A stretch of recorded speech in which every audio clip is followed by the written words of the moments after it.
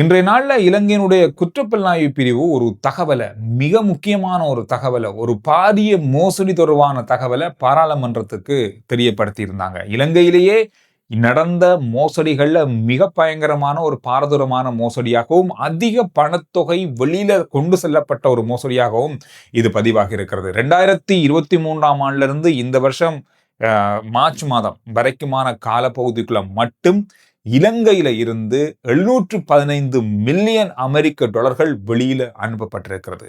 அதுவும் சும்மா இல்ல, இலங்கையினுடைய உத்தியோகபூர்வமான வங்கிகள் மூலமாக உத்தியோகபூர்வமாக அனுப்பப்பட்டிருக்கிறது இந்த பணம். கிட்டத்தட்ட இலங்கையில இப்ப இருக்கிற இலங்கை நாணயங்களை ஒப்பிட்டு பார்க்கும்போது, டாலர்ல ஒப்பிட்டு பார்க்கும்போது 22,000 கோடி. 105 நிறுவனங்கள் இதுல சம்பந்தப்பட்டிருக்காங்க. போலியான நிறுவனங்களும் இருக்கு, இதுல இப்பொழுது இயங்கிக் கொண்டிருக்கிற நிறுவனங்களும் இருக்கு. 105 நிறுவனங்கள், 50 நபர்கள், 50 முதல் 55 நபர்கள் இதுல சம்பந்தப்பட்டிருப்பதாக சொல்லப்பட்டிருக்கிறது. இலங்கையில் இருக்கிற 13 வங்கிகள், அரச வங்கி, தனியார் வங்கிகளை பயன்படுத்தி 227 வங்கி கணக்குகள் மூலமாக டிடி செய்யப்பட்டிருக்கிறது. அதாவது இப்ப நாங்க ஒரு பொருளை வெளிநாட்டுல இருந்து இறக்குமதி செய்ய போறோம்னு சொன்னா டாலர் மூலமா அதற்கான கட்டணத்தை அந்தந்த நிறுவனங்களுக்கு செலுத்தும். இங்க இருக்கிற வங்கியில ஒரு டிடி அக்கௌண்ட் ஓபன் பண்ணி அதன் மூலமாக நாங்க கொடுக்கிற பணம் வங்கிகள் டாலர் மூலமாக அந்த நிறுவனங்களுக்கு செலுத்துவாங்க. செலுத்தியதுக்கு பிறகு அந்த பொருள் நம்ம நாட்டுக்குள்ள வந்து சேரும். இந்த 715 மில்லியனுக்கும் பொருட்கள் இறக்குவதாகத்தான் ஒவ்வொரு காலகட்டத்துக்குள்ளேயும் வங்கிகள் மூலமாக வெளிநாடுகளுக்கு வேறு வேறு நிறுவனங்களுக்கு இந்த பணம் அனுப்பப்பட்டிருக்கு. ஆனால் அனுப்பப்பட்ட 715 மில்லியன் 22,000 கோடியில ஒரு டாலருக்கு அல்லது ஒரு ரூபாவுக்கு கூட எந்த பொருளும் நாட்டுக்குள்ள வரல. இதுதான் பாரிய அளவான ஒரு மோசடியாக இப்பொழுது பார்க்கப்படுது. இலங்கையில இருந்து கருப்பு பணம் முழுவதுமே அப்படியே வெள்ளையாக்கப்பட்டு டாலராக மாற்றப்பட்டு, அதுவும் இலங்கையினுடைய உத்தியோகபூர்வமான வங்கிகள் மூலமாக வெளிநாடுகளுக்கு அனுப்பப்பட்டிருக்கிறது. இதுல ஒரே ஒருத்தர் தான் கைது செய்யப்பட்டிருக்காரு. கைது செய்யப்பட்ட அந்த நிறுவனத்தின் மூலமா அல்லது அவர் சம்பந்தப்பட்ட பல நிறுவனங்கள் மூலமாக அனுப்பப்பட்ட டாலர் பெறுமதி 43 மில்லியன் மட்டும்தான். ஆனால் அனுப்பப்பட்டிருக்கிறது 715 மில்லியன். 55 பேர் இதுல சம்பந்தப்பட்டிருப்பதாக சொல்லப்பட்டிருக்கிறது. விசாரணைகள் இப்பொழுது நடந்து வருகிறது. இது போதைப் பொருளோடு சம்பந்தப்பட்ட பணம், அதனோடு சம்பந்தப்பட்ட வியாபார பணம், இது போதைப் பொருள் வியாபாரிகளோடு சம்பந்தப்பட்டு தான் இது அனுப்பப்பட்டதாக கூட சொல்லப்பட்டாலும் இன்னும் உத்தியோகபூர்வமா நிரூபிக்கப்படல. ஆனால் இவ்வளவு பணமும் வெளியில போயிருக்கு அப்படின்றதுதான் இப்ப வெளிக்கொண்டு வரப்பட்டிருக்கின்ற குற்றப்புலனாய்வு பிரிவினரால் நடத்தப்பட்ட விசாரணைகள் அடிப்படையில் கொண்டு வரப்பட்ட தகவல். இன்று உத்தியோகபூர்வமா பாராளுமன்றத்தில் இந்த தகவல் தொடர்பாக அறிவிக்கப்பட்டிருக்கிறது.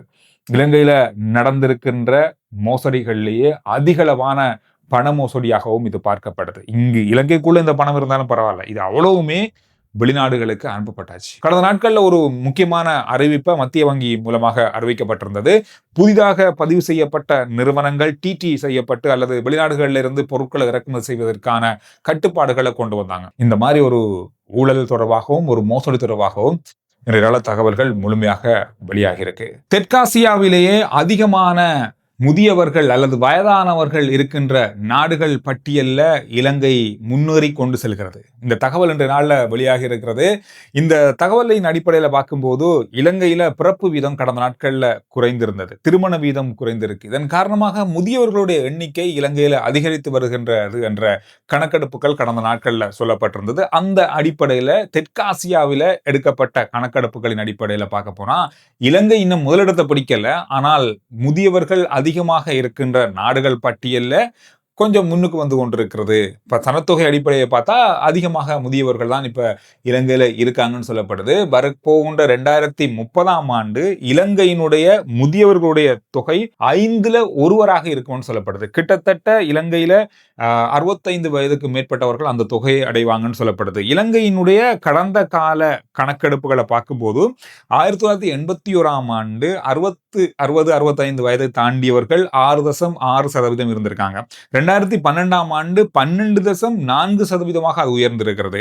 2025ஆம் ஆண்டு உலக வங்கி எடுத்த கணக்கெடுப்புல 65 வயதுக்கு மேற்பட்டவர்கள் இலங்கையில 12.47% உயர்ந்திருக்கிறது. கிட்டத்தட்ட 2.7 மில்லியன் பேர் அதிகளவான, அதாவது 60 முதல் 65 வயதை தாண்டியவர்கள் என்ற கணக்கெடுப்பையும் உலக வங்கியினுடைய அந்த தரவுகள்ல சொல்லப்பட்டிருக்கிறது. உலக நாடுகளை எடுத்துக்கொண்டா இலங்கையோடு ஒப்பிட்டு பார்த்தா அதிகமான முதியோர்கள் இருக்காங்க. ஜப்பான்ல 2025ஆம் ஆண்டு எடுக்கப்பட்ட கணக்கெடுப்புல 29.99%, கிட்டத்தட்ட 30% முதியவர்கள் 65 வயதை தாண்டியவர்கள் இருக்காங்கன்னு சொல்லப்படுது. சீனா அதே மாதிரியான தொகையில இருக்காங்க. கிட்டத்தட்ட சீனாவும் ஜப்பானும் இந்த அளவுலாம் இருக்கு. மக்கள் தொகையை பார்க்கும்போது சீனாவுல அதிகளவான முதியவர்கள் கிட்டத்தட்ட 200 மில்லியனுக்கும் அதிகமான முதியவர்கள் சீனாவுல இருக்காங்கன்ற தரவுகள் வெளியாக இருக்கு. கொழும்புல இருக்கிற லிபர்டி பிளாசா தெரியாதவங்க யாருமே இருக்க மாட்டாங்க. அங்கதான் நாங்க நிறைய போன் வாங்குவோம், எல்லா எலக்ட்ரானிக் பொருட்களும் அங்க வாங்குவோம். இன்றைய நாள்ல லஞ்ச ஒழிப்பு குழுவினர் இந்த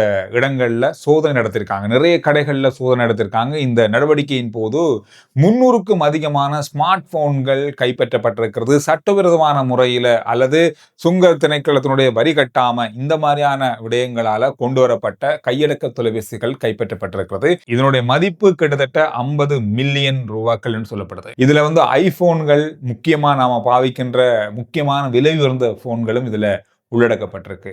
அமைச்சர் நலிந்த ஜெயதிஸ் அவர்கள் இன்றைய நாள்ல பாராளுமன்றத்தில் உரையாற்றும் போது டெங்கு பரவலால் உயிரிழந்தவர்கள் அல்லது டெங்கு தாக்கத்தால் உயிரிழந்தவர்கள் அதிகமானவங்க எடுக்கப்பட்ட பரிசோதனைகள்ல என்ன தெரிய வருதுன்னு சொன்னா அதிகமா இவங்க நோய் அதிகரிச்சதுக்கு பிறகு உச்சகட்டத்தை அடைந்ததுக்கு பிறகுதான் வைத்தியசாலையில அனுமதிக்காக வந்திருக்காங்க, மருந்து எடுக்கிறதுக்காக வந்திருக்காங்க. அதுக்கு முதல்ல வேற வேற மருந்துகளை பாவிச்சு இந்த நோயை கட்டுப்படுத்தலாம்னு சொல்லி முயற்சி செஞ்சிருக்காங்க. அதுக்கு பிறகு இயலாத கட்டத்தை தான் வைத்தியசாலையில வந்திருக்காங்க. இந்த மாதிரியானவர்கள் தான் உயிரிழந்திருக்காங்க அப்படின்ற தகவலை வெளியிட்டிருக்காரு. அப்படி டெங்கு காய்ச்சல் உங்களுக்கு இருக்கு அல்லது வந்திருக்கு, காய்ச்சல் வந்திருக்கு அப்படின்னு சொன்னா உடனடியாக வைத்தியரை நாடு ஆலோசனை பெறணும், அங்கிருந்து மருந்துகளை பெறணும் அப்படின்ற தகவலையும் இன்றைய நாளில் பாராளுமன்றத்தில் உரையாற்றும் போது குறிப்பிட்டிருக்காரு. இன்றைய நாளில் செய்திகளை பார்க்கும்போது 78,000க்கும் அதிகமான டெங்கு நோயாளர்கள் பதிவாகி இருக்காங்க.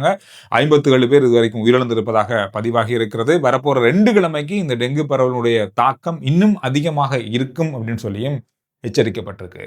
இலங்கையினுடைய பாஸ்போர்ட் 94வது இடத்துக்கு முன்னேறி இருக்கிறது. கடவுச்சீட்டு முன்னேறி இருக்கிறது. கடந்த நாட்கள்ல 97வது இடத்துல இருந்தது. போன வருஷத்துலாம் இந்த வருஷம் எடுக்கப்பட்ட கணக்குல 94வது இடத்துக்கு முன்னேறி இருக்கிறது. இலங்கையினுடைய கடவுச்சீட்டை பயன்படுத்தி முன் விசா பெறாம அல்லது விசா இல்லாம பயணிக்கக்கூடிய 39 நாடுகள் இருக்கு. இந்த பாஸ்போர்ட் கொஞ்சம் கொஞ்சமாக இப்பொழுது வலுப்பெற்றுக் கொண்டிருக்கிறது. ஐரோப்பிய ஒன்றியத்தினுடைய பிரதிநிதி குழுக்கள் இன்றைய நாள்ல செம்மணி மனித புதைகுழி இடங்களுக்கு சென்று பார்வையிட்டிருந்தாங்க. அங்கு மக்களை சந்தித்திருந்தாங்க. இது தொடர்பான தகவல்கள் வெளியாக இருக்கு. இதுவரைக்கும் செம்மணி மனித புதைகுழியில இருந்து 467 எண்புக்கூடுகள் கண்டெடுக்கப்பட்டிருக்கிறது. அதாவது அகழ்ந்தெடுக்கப்பட்டிருப்பதாக இறுதியாக கிடைத்த செய்திகள்ல சொல்லப்பட்டிருக்கிறது. ஜப்பானிய அரசாங்கம் டோக்கியோவில் ஒரு மிக முக்கியமான திட்டத்தை அரச உத்தியோகத்தர்களுக்கு கொண்டு வந்திருக்காங்க. அதாவது இப்ப ஜப்பான்ல அதிகரித்து வருகின்ற வெப்பம் காரணமாக அரச உத்தியோகத்தர்களுடைய ஆடைகள்ல சில தளர்வுகளை கட்டுப்பாடுகளை குறைக்கிறதுக்கு நடவடிக்கை எடுத்து அதை அமல்படுத்தி இருக்காங்க. அதாவது ஆண்கள் அரசாங்க உத்தியோகம் செய்யற அரச அலுவலகங்கள்ல வேலை செய்யற ஆண்கள் டி-ஷர்ட் ஷோர்ட்ஸ் அணியக்கூடிய அனுமதியை வழங்கியிருக்காங்க. இது கடந்த நாட்களில் அமல்படுத்தப்பட்டிருக்கிறது. டோக்கியோவில் இந்த திட்டம் இப்பொழுது கொண்டு வரப்பட்டிருக்கிறது. ஆனால் இதுக்கு பெண்கள் அதிகமான எதிர்ப்பை தெரிவிச்சிருக்காங்க. அதாவது அரச உத்தியோகங்கள் செய்யற பெண்கள் அதே அலுவலகங்களில் வேலை செய்யறவங்க இதுக்கு எதிர்ப்பை தெரிவிச்சிருக்காங்க. காரணம்னு சொன்னா ஆண்களுக்கு மட்டும்தான் அந்த தளர்வுகள் கொண்டு வரப்பட்டிருக்கிறது, பெண்களுக்கு இந்த தளர்வு கொடுக்கப்படல, இதனால சமநிலை தவறப்பட்டிருக்கிறது என்ற குற்றச்சாட்டை முன்வைத்து இந்த எதிர்ப்பை தெரிவிச்சிருக்காங்க. கடந்த நாட்கள்ல ஜப்பான்ல வெப்பம் காரணமாக 4000க்கும் அதிகமானவங்க வைத்தியசாலைகளை குறிப்பா டோக்கியோல அனுமதிக்கப்பட்டிருக்காங்க. 7 பேருக்கும் அதிகமானவங்க உயிரிழந்து இழந்திருக்காங்க. இந்த திட்டத்தை வெற்றிகரமா முன்னெடுத்து அனைத்து மாவட்டங்கள்லையும் இதை அமுல்படுத்துறதுக்கான திட்டங்களை ஜப்பான் இப்பொழுது முன்னெடுத்து வராங்க.